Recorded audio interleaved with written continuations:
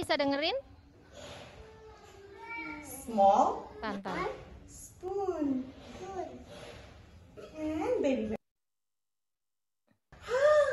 Kinan, I want my spoon. Which one? Spoon. Thank you. That's my spoon. Archie, which one is my box? Thank you. That's my box. Good job. Very good. Archie, don't let the snake eat your toes. All right. Archie, I want my spoon. Which one is my spoon, Archie? Thank you. And then where's my box? Good job. Oke, sekarang kita sebutin sama-sama ya, sama Papi Bear. Archie, let's say with me. I have a big. Say big spoon. Good. And this one? Big box. Good job. Now Kinan turn.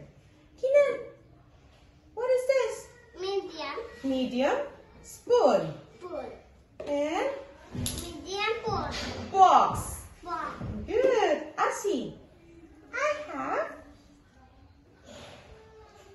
small spoon. And baby bear have small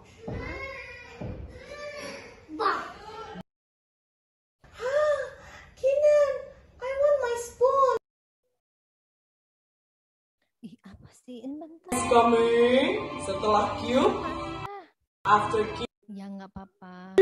I want to eat, but I forget which one is my box. Archie, Papa Bear wants to eat. Oh, thank you. I want a big one. Thank you. What about the spoon? I want to eat with my spoon. Kinan. Oke.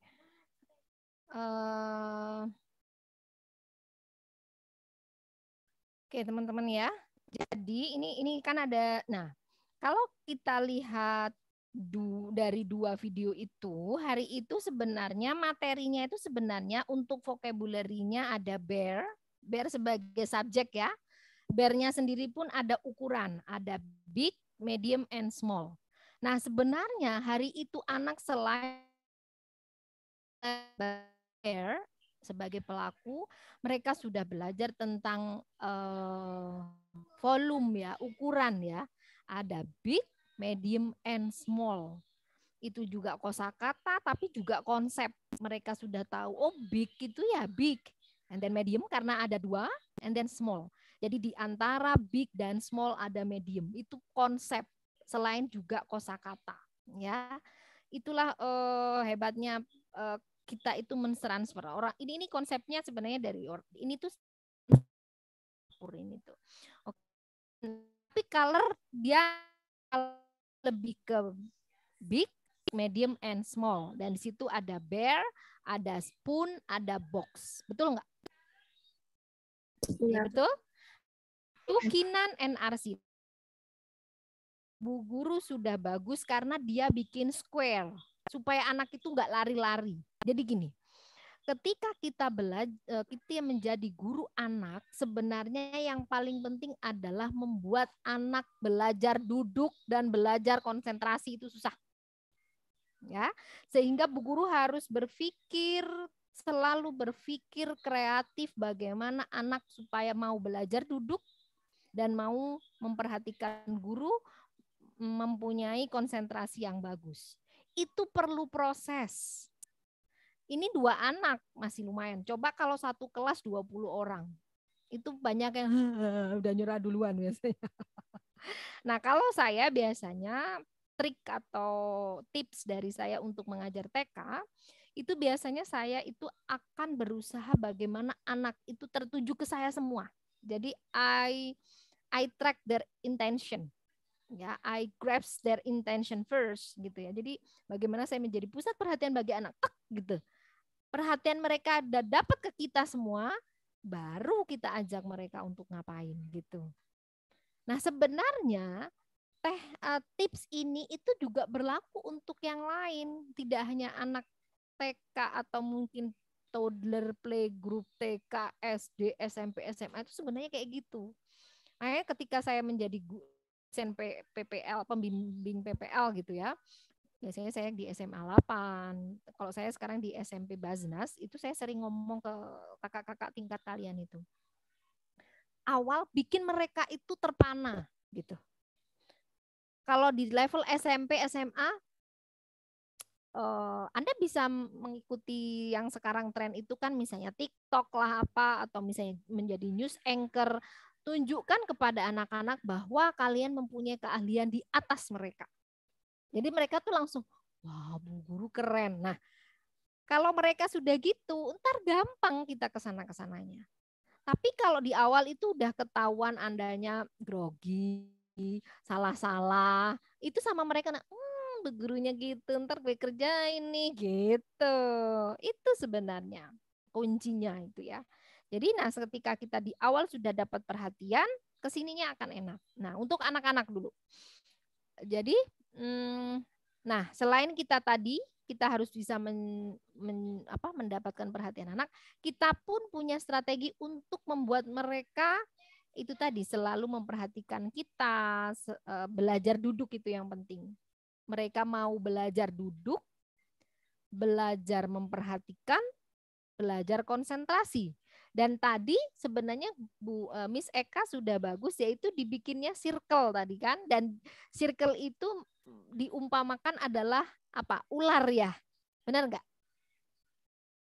Betul nggak? Iya kan? Jadi ntar kamu kalau keluar dari itu nanti ularnya bisa gigit kamu gitu loh.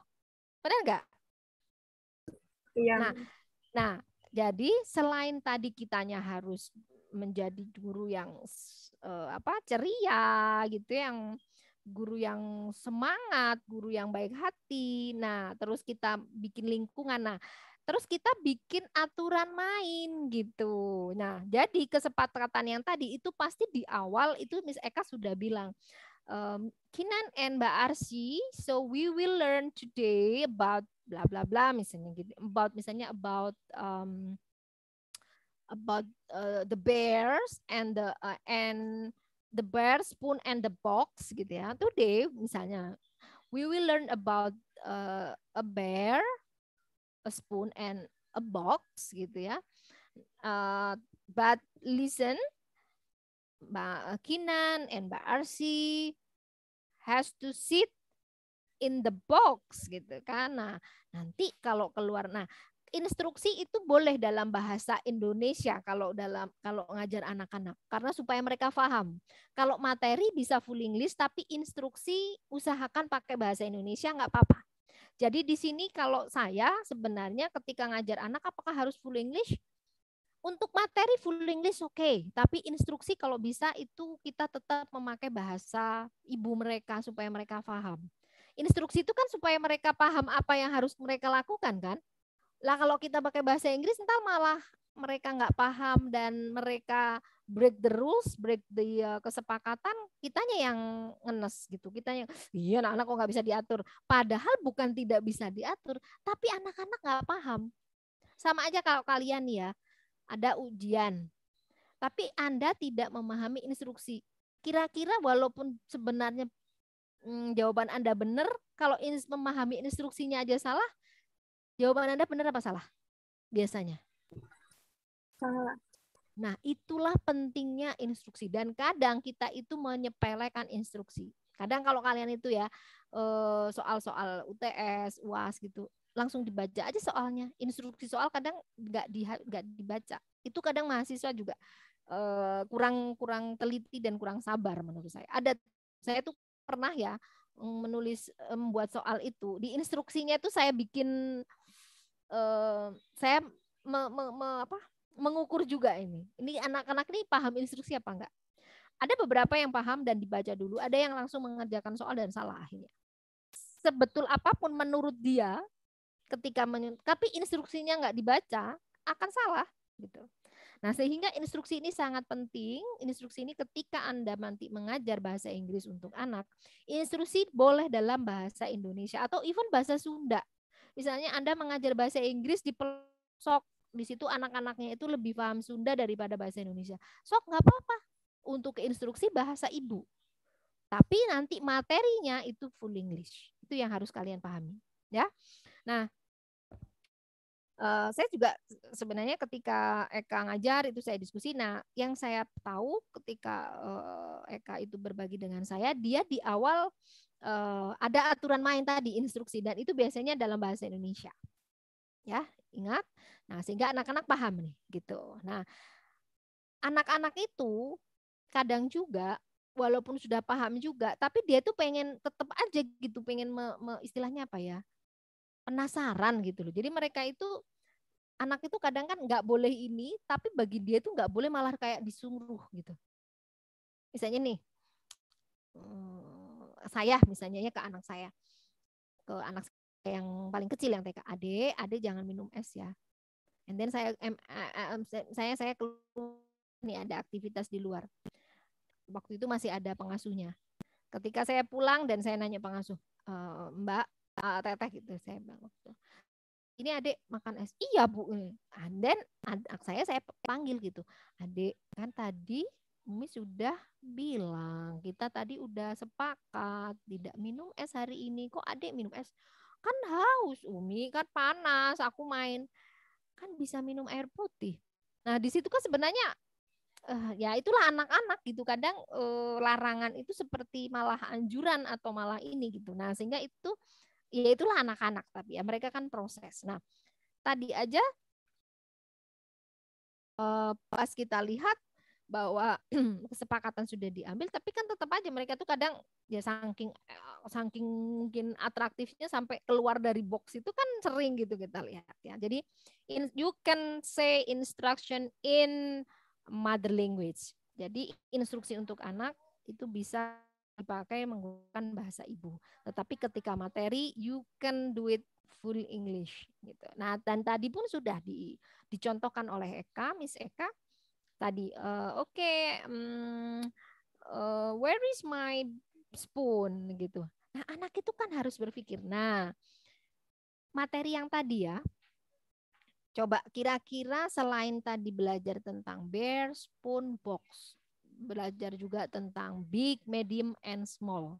Kira-kira value, nilai moral apa yang ada dalam pembelajaran itu? Coba, Mega, selain yang saya sebutin, kira-kira materi tentang apa? Kalau Mega lihat tadi.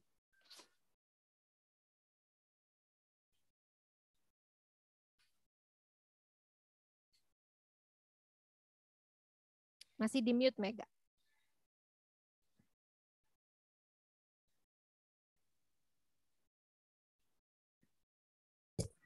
Jadi pembelajaran lain itunya Mem. Selain yang saya sebutin tadi ya, mereka kosakata, bear, box, spoon. Terus materi salah satunya mereka tahu ukuran big, medium, small. Nah, kira-kira materi apa menurut Mega dalam pembelajaran itu?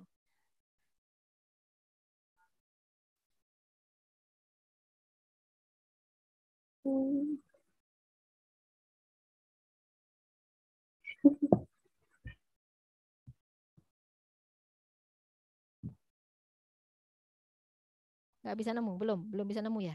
Belum nemu. Belum, oke. Rahma mungkin, Sri Rahma? Apa ya Mem?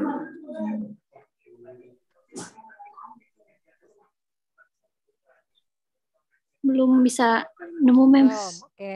Nggak apa-apa, kan ini kita lagi belajar. Kali aja kalian nemu, nanti tetap saya kasih tahu kok. Debira Aulia. Debira?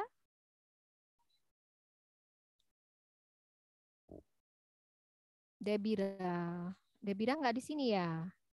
Fahri.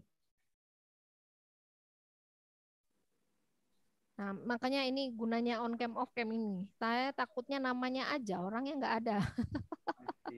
Masih belum juga, Mem. Belum. Iya. Oke, Debbie? Iya Mem.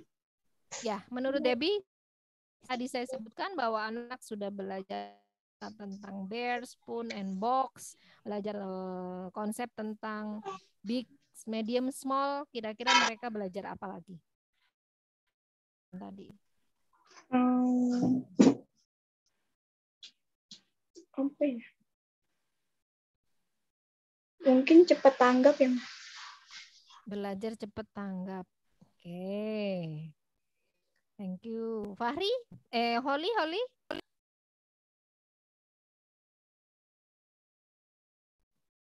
Kita belajar menganalisis materi nih, materi pembelajarannya. Kira-kira yang tadi selain saya sebutkan, anak-anak belajar apa?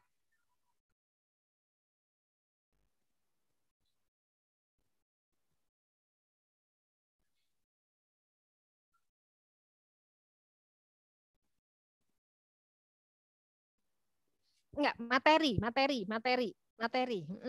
Kita fokus materi nih. Pertanyaan saya kan fokus ke materi. Dan saya sudah memberi contoh. Materi dalam pembelajaran itu, 2 video itu. Nih, kan kadang kalau kita ngajar itu ada materinya kan. Vocabulary-nya yang akan dipelajari adalah bear, spoon, box.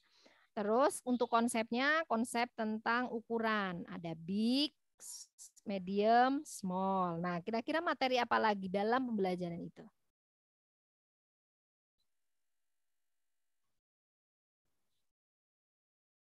Oke. Anda udah dapat mata kuliah material development, curriculum and material development? Oh, belum. Oke, thank you. Oke, akan saya bantu jawab ya. Tadi kalian lihat nggak ketika Bu Guru misalnya pegang minta boneka. Tolong.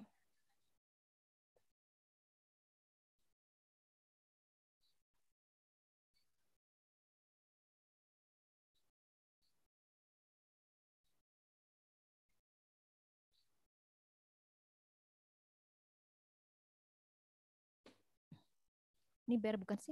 Ini bear bukan sih? Bear ya? Bear, Mem. Oke. Tadi bearnya ada berapa? 3. 3. Spoonnya ada berapa? 3. Boxnya ada berapa? 3.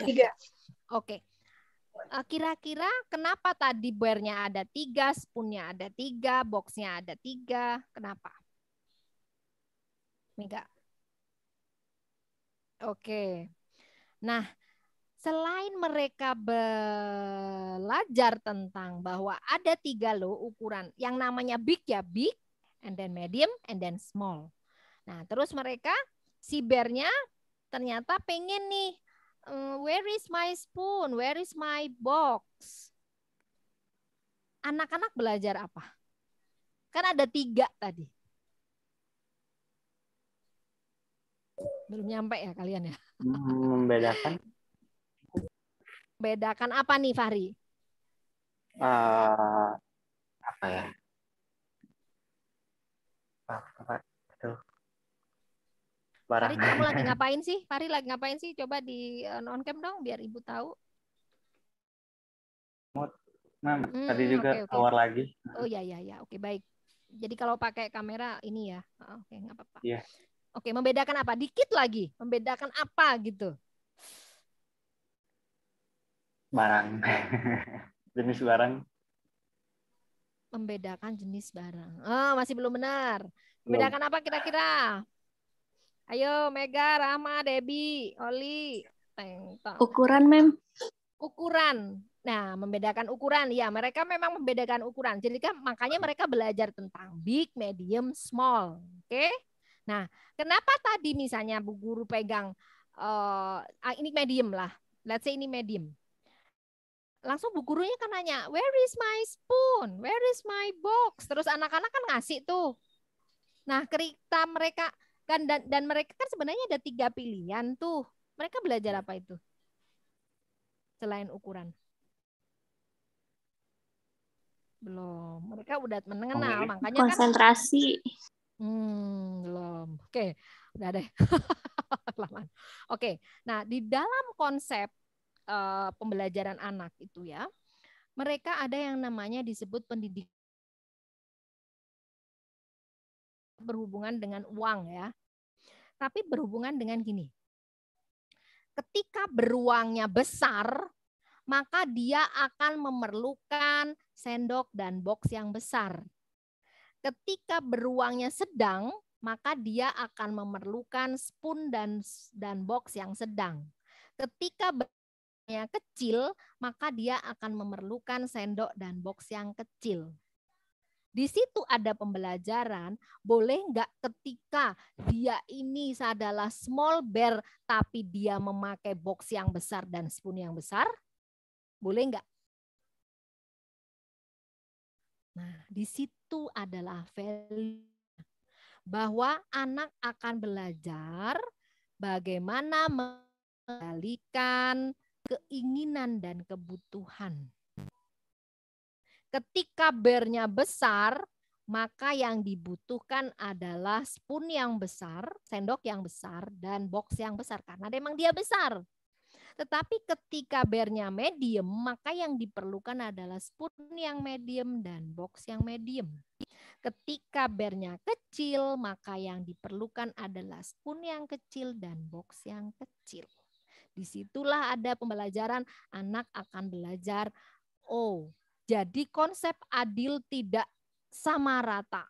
Ketika besar dia akan mempunyai kebutuhan yang besar sehingga memerlukan barang-barang yang besar juga. Ketika memang dia kecil maka barang-barang yang supporting dia ya kecil. Itu. Paham nggak? Nah itu kita aja itu harus terus belajar tentang ini. Badannya kecil, tapi ketika prasmanan, ambil nasinya segunung, akhirnya nggak habis, mubazir. Karena di situ belum belajar dari kecil bagaimana mengendalikan antara keinginan dan kebutuhan. Makanya kalau di luar negeri, di Jerman,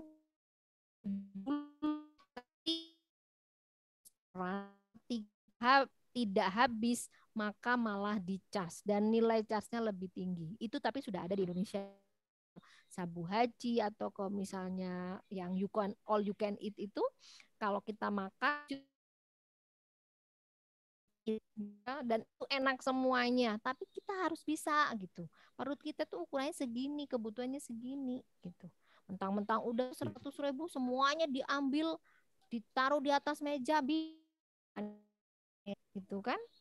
Akhirnya kalau lebih malah kita dapat cas. Nah, dari kecil kita sudah mendidik bagaimana mengendalikan itu tadi, bahwa yang penting ini hal kecil tapi ini akan mendidik mereka menjadi anak yang hebat. Dan Indonesia kalau dari kecil anak-anak dididik kayak gini, insya Allah nggak ada korupsi, nggak ada lagi orang yang rakus, greedy. Karena mereka tahu kebutuhan gitu. Dan ini tuh Islam banget. Dan kita ini banyak orang Islam tapi nggak ada yang kayak gitu. Bukan nggak ada ya, belum yang seperti itu. Belum banyak, sedikit sekali. Walaupun dalam agama kita makan berhentilah makan sebelum kenyang. Itu kan maksudnya di situ ada keinginan dan kebutuhan yang kita atur. Keren ya, itu orang luar negeri yang menemukan, bukan kita. Paham nggak? Paham, Man. Keren nggak? Keren nggak? Keren banget. Waalaikumsalam.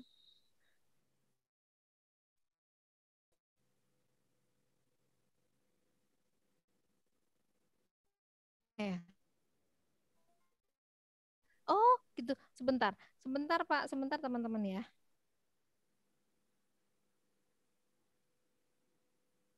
Tunggu aja, Man.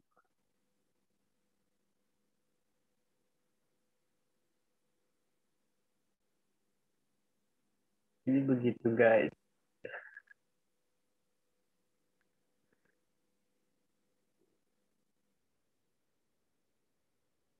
Ih, sakit. Halo. Syakib. Gemes bang. Halo Syakib. Amin. Amin. Amin.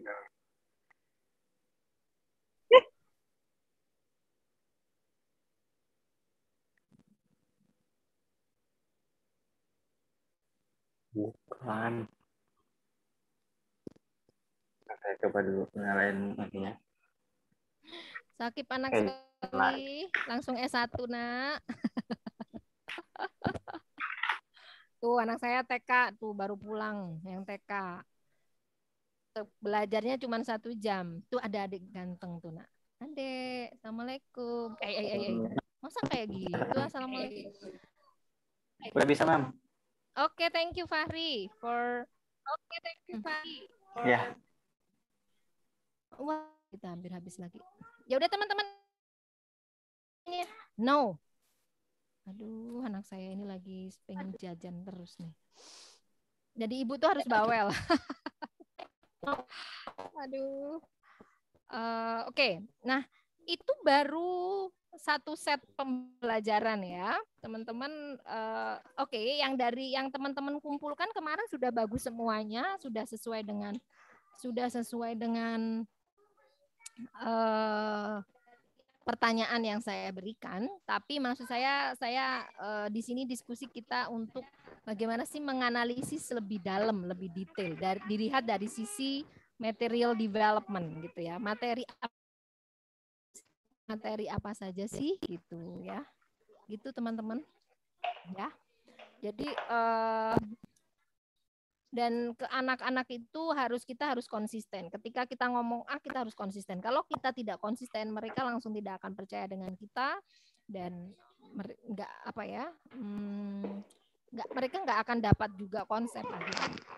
Dan gini, yang terpenting adalah menjadi guru itu, apalagi di zaman sekarang, kalau kita only transferring knowledge itu nggak akan worth it.